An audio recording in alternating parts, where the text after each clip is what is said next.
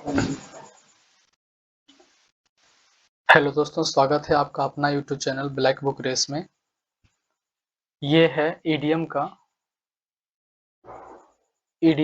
Part 2 video, नहीं EDM का part 3 video है ना। ये ईडीएम का पार्ट 3 वीडियो है, पार्ट 3 वीडियो है ना। ये ईडीएम का पार्ट 3 वीडियो है ना। ये ईडीएम का तीसरा वीडियो है, ठीक है। तो चलिए हम लोग चलते हैं स्लाइड की ओर बिना बकवास किए हुए। तो स्लाइड की ओर, तो फर्स्ट स्लाइड इसका कुछ इस प्रकार है, जिसमें बहुत ही प्यारे प्यारा ईडीएम लिखा हुआ है। मैं इसको थोड़ा जूम कर लेता हूँ। ये तो सैनो का लग गया, सॉरी यार, मैं चेंज कर लेता हूँ। ये हमारा ईडीएम, ये ईडीएम का पेज खुल गया। आइए,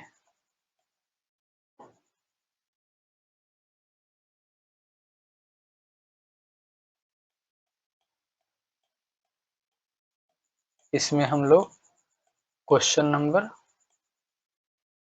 10 तक कंप्लीट कर चुके थे, है ना। क्वेश्चन नंबर 10 तक हम लोग कर चुके थे, ठीक है।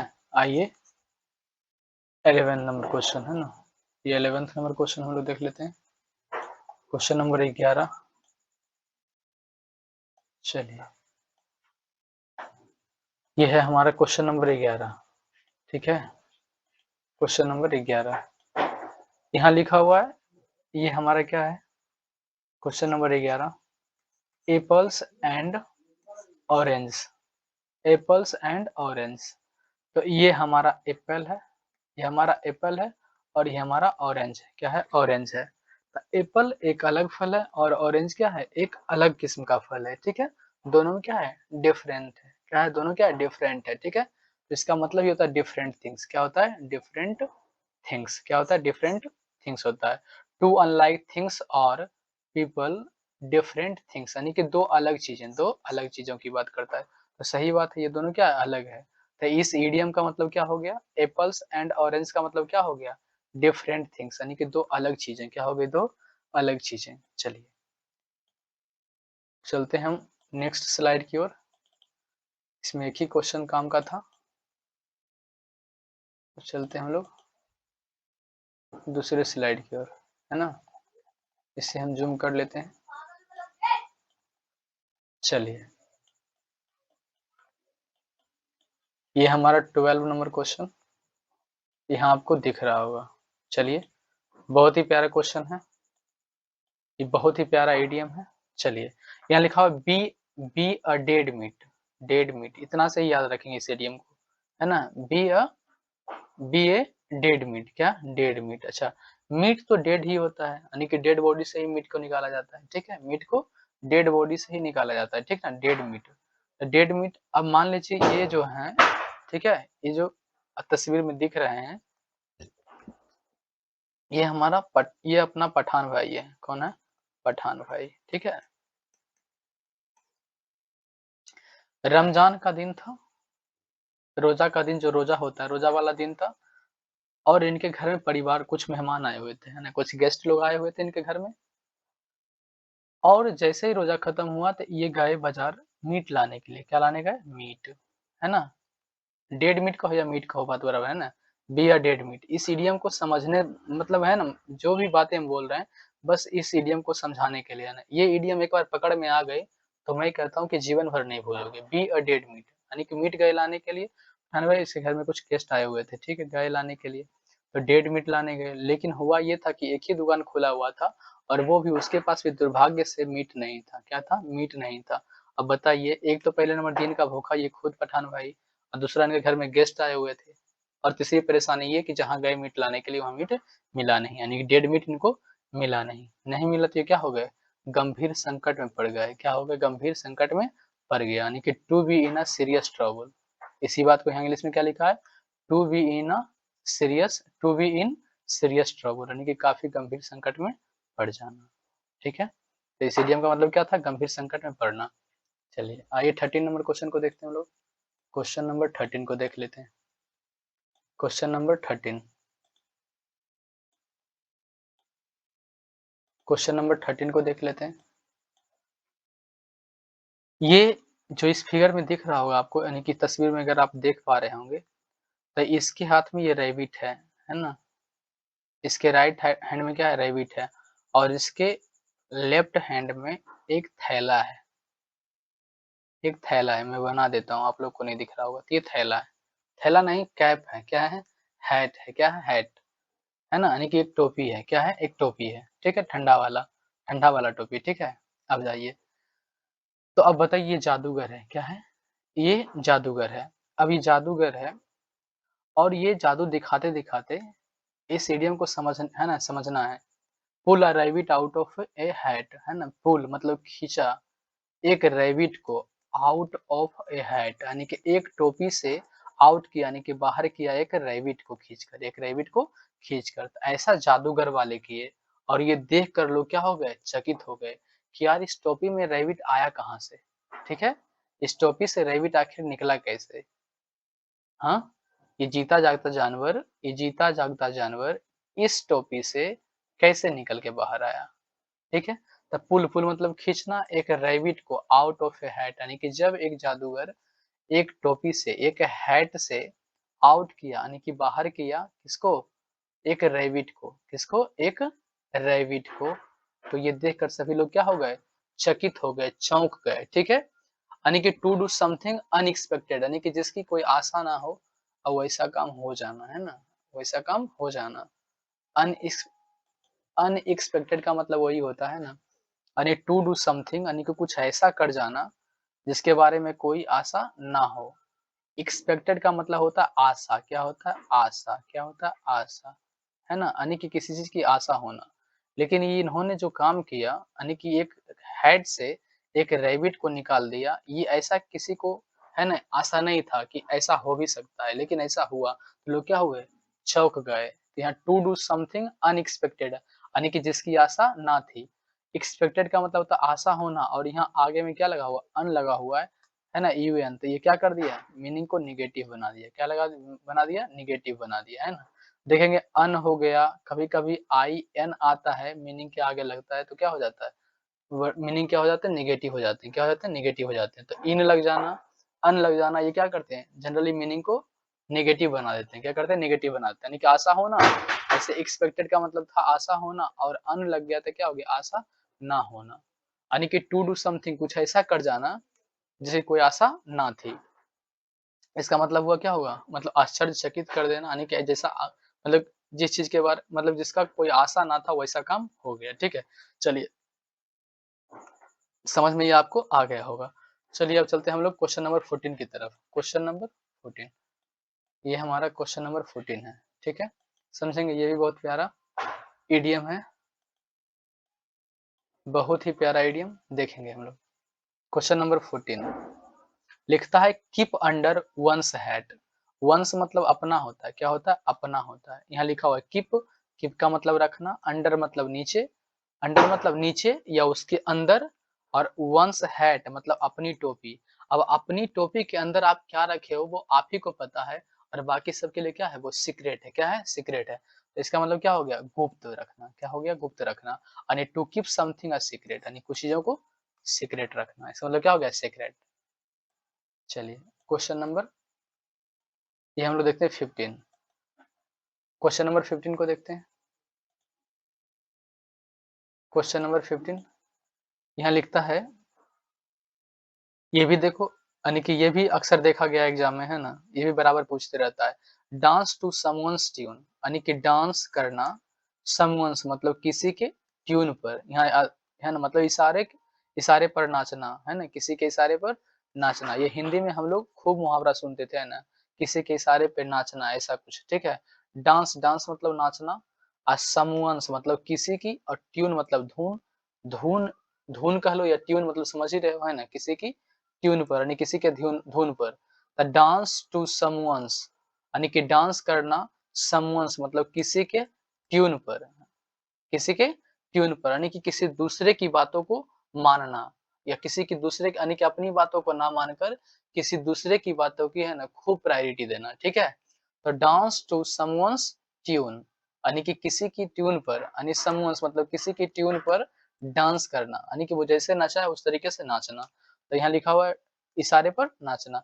यहाँ क्या हो जाएगा, इसका मतलब क्या हो जाएगा, यानी do what others want you to do, यानी कि डू व्हाट अदर्स वांट, यानी कि जो दूसरा कोई चाहता है, यू टू डू आप वही करते हो, है ना।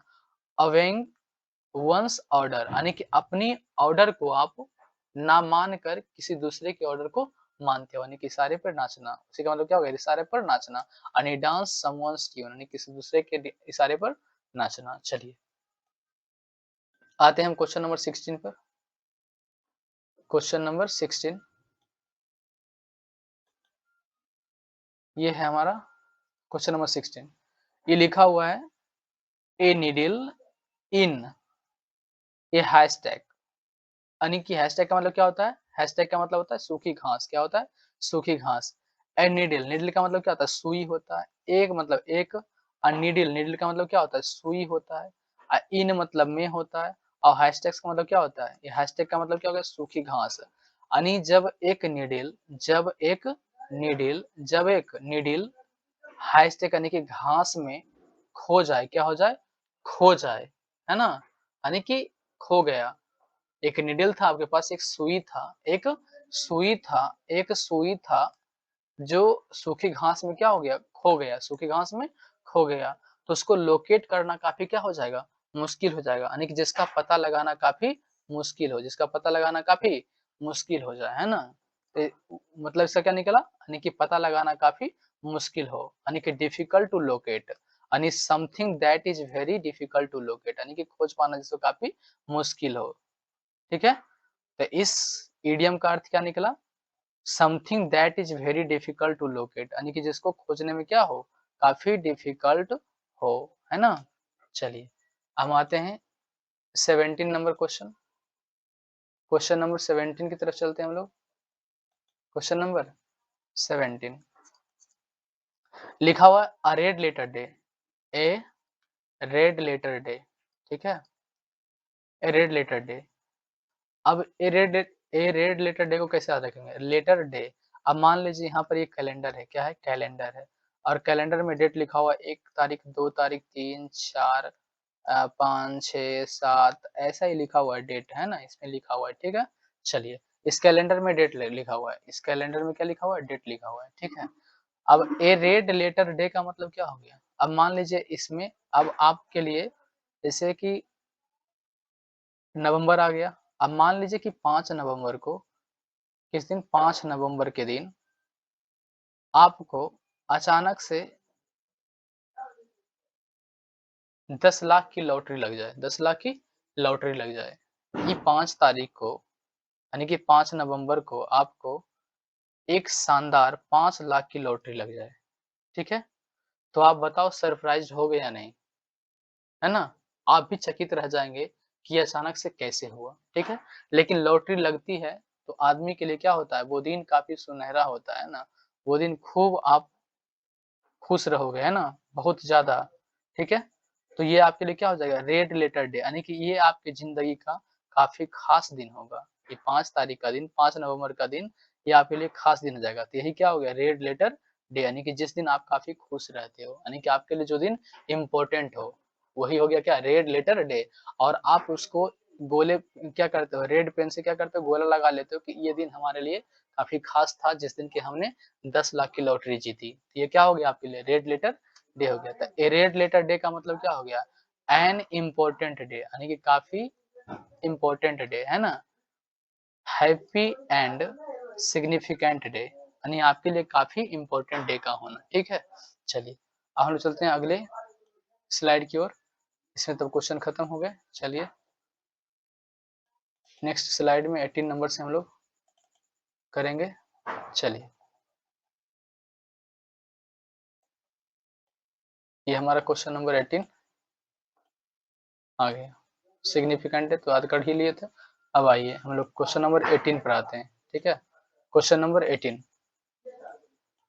क्वेश्चन नंबर 18 में लिखा हुआ बी ऑल वन। बी मतलब होना, ये सब जानते हैं, ऑल ऑल मतलब सभी, अब जब सभी आदमी जब एक हो जाएँगे, क्या हो जाएँगे? एक हो जाएँगे, तो कोई डिफरेंस रहेगा उन दोनों में? मतलब उसमें क्या होगा? कोई डिफरेंस नाम का चीज़ नहीं होगा, कोई अंतर नहीं रह जाएगा। यानी बी मतलब होना, ऑल मतलब सभी, वन मतलब एक, यानी कि सभी का एक हो जाना, सभी का एक हो जाना। ऑल मतलब सभी, वन मतलब एक, है ना? यानी कि बी मतलब होना, ऑल मतलब सभी, वन मतलब एक और टू मतलब इसको पढ़ेंगे तो। क्या पढ़ लेंगे अभी? याद करने के लिए तो याद कर लेंगे, है ना? यानी कि वी ऑल वन टू, है ना? मतलब कि सभी लोग एक हो जाए। बी मतलब होना, यदि हो जाए सभी लोग क्या हो जाए? एक हो जाए तो क्या होगा? तो क्या होगा? कोई अंतर नहीं रह जाएगा लोगों में। क्या हो जाएगा? कोई अंतर नहीं रह जाएगा, यानी कि कोई अंतर ना होना। मेक नो डिफरेंस, यानी कि कोई अंतर नहीं रहेगा, है ना? यानी कि कोई अंतर का ना होना। बी ऑल वन टू, यानी कि जब सभी लोग एक हो जाएंगे, जब सभी लोग क्या हो जाएंगे? एक हो जाएंगे, तो कोई अंतर नहीं रहेगा, यानी कि मेक नो डिफरेंस, यानी किसी में कोई अंतर नहीं होगा। चलिए अब हम चलते हैं क्वेश्चन नंबर 19। क्वेश्चन नंबर 19 की तरफ चलते हैं। ये हमारा क्वेश्चन नंबर 19 है। यहाँ लिखा हुआ, ये भी देखो है ना, अक्सर एग्जाम में देखा गया है। ये 19 number question, a gift of the gab. इस गव, ये पूरे इडियम को याद रखने के लिए बस आप इतना, जिसमें गोला लगा रहे हैं, बस इतना को याद रखना है, गव, है ना? बस इतना ही याद रखना है।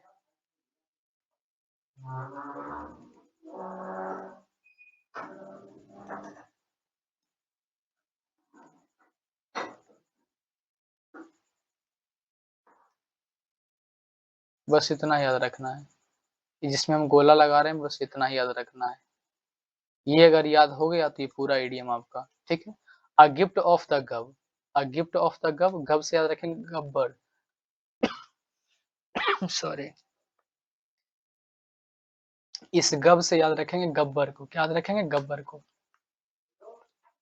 जिसका इमेज आपको दिखाई दे रहा होगा, ठीक है।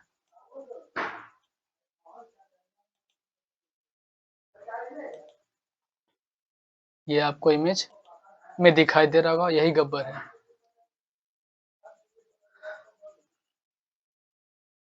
याद है? सॉरी यार, क्या खुल गया।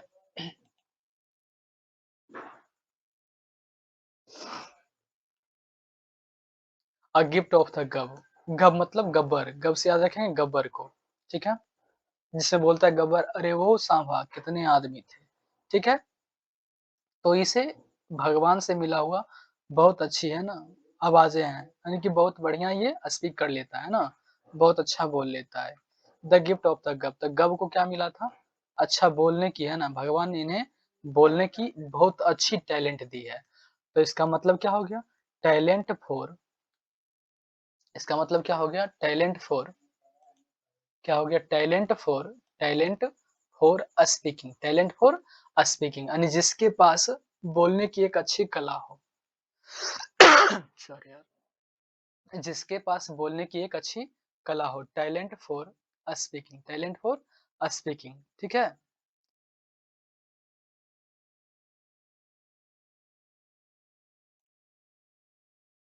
टैलेंट फॉर स्पीकिंग, है ना। यानी कि गब्बर को मिला था एक बोलने की एक अच्छी तजुर्बा, उसके पास है ना, भगवान ने उन्हें एक अच्छी बोलने की कला दी है। तो टैलेंट फॉर स्पीकिंग, यानी जो बोलने की कला जानता है ना, वो क्या है? गब्बर है। क्या है? गब्बर है। चलिए, यानी गब्बर को बोलने की अच्छी कला आती थी, है ना, वो अच्छा बोल लेता था। चलिए अब आते हैं हम लोग question number 20, question number 20, question number 20, question number 20 की तरफ आते हैं हम लोग। ये क्वेश्चन नंबर 20 है, ग्रीन हॉर्न्स। क्या है? Green horns. देखिए, मान लीजिए ये जो बना हुआ है ना, ये सांड जो बना हुआ इस फिगर में आपको दिखाई दे रहा होगा, है ना, इमेज में जो दिखाई दे रहा होगा, ये बड़ा सिंह वाला, ठीक है।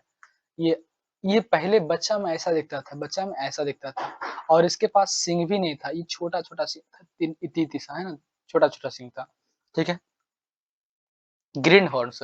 जब ये जन्म लिया था ये बच्चा, यानी कि ये जब सांड जब छोटा था, जब जन्म लिया था, तो इसका सींग कैसा था? ग्रीन था, यानी कि छोटा-छोटा था और हरा-हरा कलर में था। अब तो ये काफ़ी देखो है ना व्हाइट और ब्लैक किस्म का हो गया कि अब किसी को मार देगा तो पता नहीं कहाँ जाएगा, ठीक है? लेकिन जब इसके पास ग्रीन हॉर्न था, जब ये बच्चा था, जब इसके पास छोटा हॉर्न था, जब इसके पास छोटा हॉर्न था, तो इसको पता नहीं था कि इस हॉर्न से क्या किया जाता है। यानी इस सींग से क्या किया जाता है इसको पता नहीं था। यानी कि उस बात से क्या था ये? अनुभवहीन था। द ग्रीन हॉर्न यानी कि जब सांड के पास ग्रीन हॉर्न था, जब वो बच्चा था, जब उसके पास छोटी-छोटी है ना सींग थी, जब सींगें थी तो क्या था? वो इस बातों से क्या था? अनुभवहीन था, है ना? यानी कि उस टाइम जिस टाइम वो मैच्योर नहीं था, काफ़ी छोटा था, जिस टाइम उसके पास क्या था? ग्रीन हॉर्न था, यानी कि हरी सींगें थी, है ना? ग्रीन हॉर्न था। मतलब ऐसे भी देखते होंगे मतलब क्या है ना छोटा-सा जो बच्चा होता है जानवर का, उसके पास जो सींग वाला जानवर होता है, उसके पास क्या होता है ग्रीन सींग है ना, ग्रीन हॉर्न होते हैं। यानी कि जब छोटा-सा होता है तो उसके पास क्या होता है, हरी सींग होता है ना, यानी कि हरा-हरा कलर में सींग आती है। फिर वो बड़ा होता है तो उसके पास क्या इस तरह का सींग हो जाता है ना, इतना बड़ा-बड़ा जो दिख रहा है ना? जो इमेज में दिखाई दे रहा है, ठीक है? तो बड़ा सींग तो इत्तेफाक से नहीं हो जाता ना, जब छोटा रहता है तो उसके पास क्या होता है, छोटी सींग होती है। अब वो ग्रीन कलर का होता है, क्या होता है? ग्रीन कलर का। तो उस टाइम वो क्या होता है, अनुभवहीन होता है कि इस सींग से क्या किया जाता है। जब बड़ा होता है तो उसे पता चलता है ना कि ये सेल्फ प्रोटेक्शन के लिए हमको भगवान ने गिफ्ट किया है ना, सेल्फ प्रोटेक्शन के लिए भगवान ने हमें गिफ्ट किया है इस हॉर्न को। अगर हमारे ऊपर कोई वार करता है तो मैं उसके ऊपर भी वार करूँगा। इसको बाद में पता चलता है, लेकिन उस टाइम वो क्या होता है, अनुभवहीन होता है। तो ग्रीन हॉर्न का मतलब क्या आ गया? ग्रीन हॉर्न का अर्थ क्या निकल के आ गया? क्या आ गया? अनुभवहीन होना। क्या होता है? अनुभवहीन होना। यानी कि जब उसके पास ग्रीन हॉर्न होता है, तो वो क्या होता है? अनुभवहीन होता है। क्या होता है? अनुभवहीन होता है। एन इनएक्सपीरियंस्ड यानी कि जिसके पास कोई एक्सपीरियंस नाम का चीज़ ना हो। एक्सपीरियंस तो समझते हैं इसके पास क्या हो? काफ़ी एक्सपीरियंस हो, है ना? तजुर्बा हो, लेकिन क्या है ग्रीन हॉर्न जब होता है इस सांड के पास, तो इसके पास कोई तजुर्बा नाम का चीज़ नहीं होता। यानी ये उन चीज़ से यानी कि हॉर्न से, सींग से क्या होता है, ये अनजान होता है। ग्रीन हॉर्न जिस टाइम रहता है इस बच्चे को, तब ये क्या होता है, उन चीज़ों से अनजान होता है कि सींग का करना क्या है, ठीक है? अनुभवहीन होता है। इनएक्सपीरियंस यानी कि एक्सपीरियंस नाम का चीज़ उस टाइम नहीं होता है इसके पास, यानी एक्सपीरियंस नहीं होता है। इन लग जाने से क्या हो गया? एक्सपीरियंस का ना होना, ठीक है? नेगेटिव बना दिया इसको। तो एन इनएक्सपीरियंस्ड या और क्या हो गया? और इमैच्योर इम भी क्या करता है? मीनिंग को नेगेटिव बनाता है। इम हो गया, इन हो गया, अन हो गया, डिस हो गया, ये सब क्या करता है? वर्ड मीनिंग को नेगेटिव बनाता है। क्या बनाता है? नेगेटिव बनाता है ना? इमैच्योर इमैच्योर पर्सन मतलब जो मैच्योर ना हो, ठीक है? तो जिस टाइम ग्रीन हॉर्न था इस सांड के पास तो उस टाइम ये क्या था? अनुभवहीन था, इनएक्सपीरियंस्ड था, इमैच्योर था यानी कि मैच्योर नहीं था, ठीक है? तो चलिए आज के लिए इतना ही, मिलते हैं अगले वीडियो में नए इडियम के साथ, तब तक के लिए जय हिंद। लेकिन इस क्लास को ऑफ करने से पहले मैं थोड़ी बातों को और डिस्कशन कर दूं या फिर रहने देते हैं, नेक्स्ट क्लास में चर्चा कर लेंगे, है ना? कुछ इडियम से हट के भी कुछ बातें हैं, यानी कि वर्ड मीनिंग बेस्ट हैं, यानी कुछ ऐसे रूट्स हैं जिसको याद रखना जरूरी हो जाता है ना? 2 4 5 ऐसे हैं रूट जिसको याद रखें तो अच्छी बात है, ठीक है? चलिए।